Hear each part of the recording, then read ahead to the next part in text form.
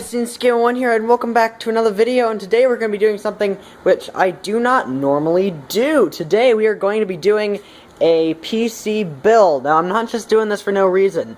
So as you guys may or may not be aware, this summer I am going to be going to work at my local scout camp. And one of my duties while I'm there is going to be the camp's video editor for the daily slideshows. And I'm more than willing to do that. However, the computers they have there are crappy Dell Semprons, and I'd be surprised if I could even get Vegas to load on one of those, let alone be able to edit in any meaningful way. So, what am I going to do? Because I can't bring my main rig to camp, it's far too expensive and bulky. So, what am I going to do? Well, the sane person would borrow a laptop, or just make do with the computers I had there, but I am not a sane person. You should know this by now. So what I'm going to be doing instead is I'm going to be building another computer, which is going to be a Mini ITX build, designed to be as small as possible, and as cheap as possible. Now, I actually got all this stuff here for just under $200. Well, okay, didn't get everything here. This whole build cost me just under $200. Now, that might seem like wizardry, except that I already had most of the parts. So let's go through all the parts that are going to be in this build.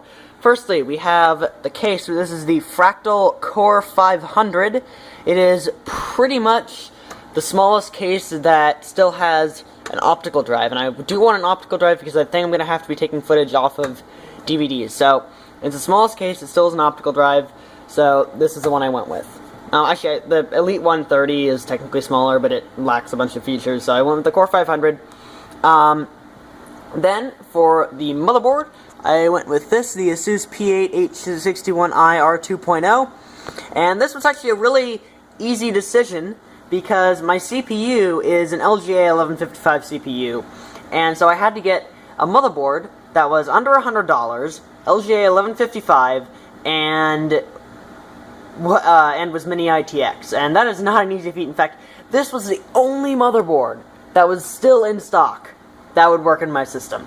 So that made it a really easy choice. Well, technically there were some Intel server boards, but they were ludicrously expensive. So I went with this. Then my CPU, which is not shown here because it's in the motherboard already.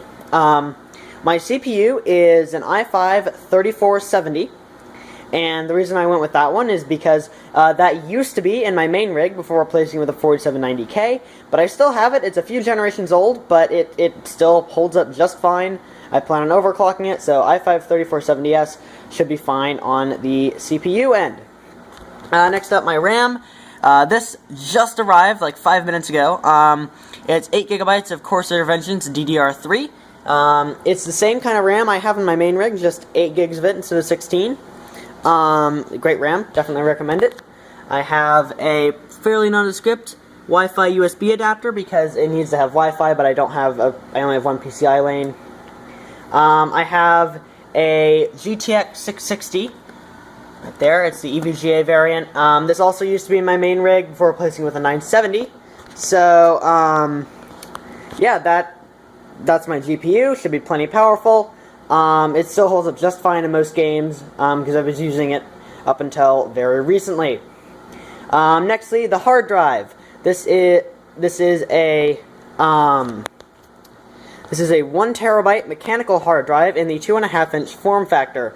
Now, the reason I went with this and not a solid state drive is because, again, I already had it. This is actually out of my parents' laptop. Its motherboard melted down, and they wanted to get a new one, and they basically said if I could help them copy the data off of this drive onto their new one, I could keep the drive. So, I did. 1 terabyte mechanical drive, not the best, but I got it for free. So, and I have a run-of-the-mill optical drive, and the power supply. Now, before you go off on me for choosing an off-brand power supply, I've had this in my main rig for 2 years, and it hasn't killed anything. So, I replaced it with an EVGA power supply now, so I'm not running this anymore on my main rig, but I was running in my main rig for a very long time, and it never killed anything, so it's fine. So yeah, that's about all there is to it. I'm really excited to get started on this build, so engage time lapse.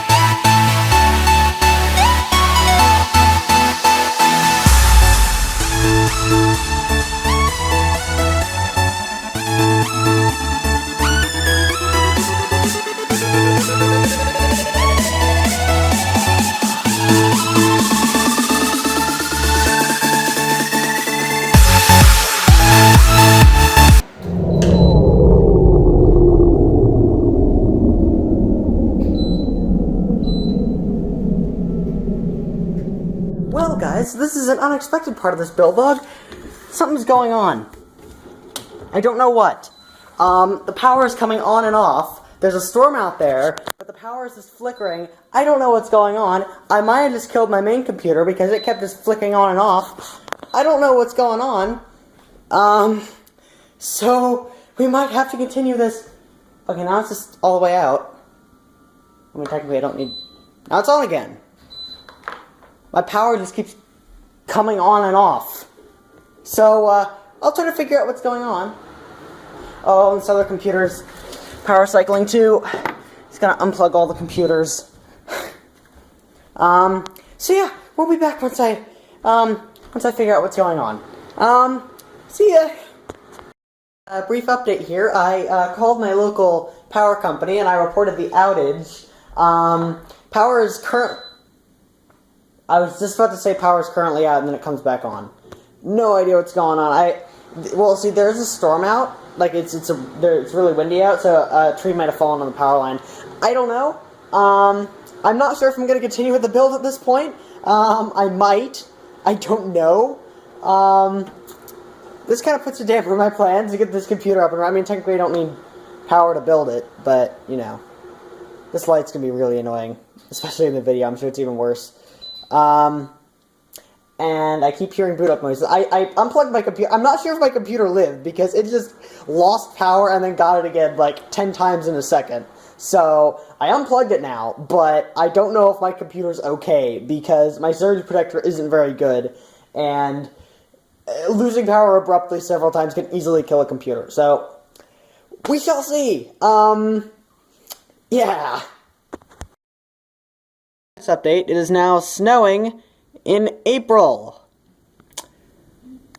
I have no words. Year 1 here, and power did not come back on all night. So it is now the next day. Power is back, and we are going to continue building as if nothing happened. So, and hopefully we can actually finish the build this time. So, yeah, without further ado, let's see if we can actually get this thing built. Here we go.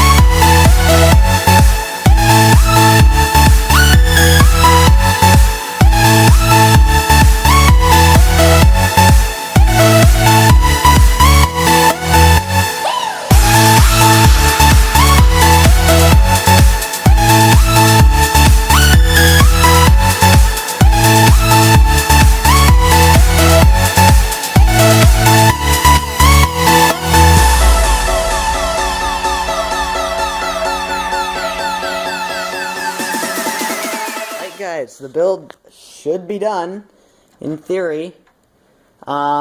So, it is time for the moment of truth. Have it plugged in, powered on, see if it powers on.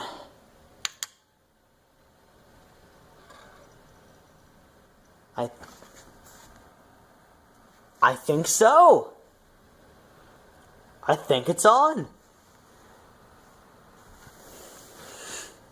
I am very surprised that this worked the first time. Optical drive works. The drive is powered. I'm very surprised that this works. Well, we're not done yet because we still have to install the software. So yeah, I'm gonna go ahead and get Windows installed and working, and we'll be back again once it's all working. Yeah, it works.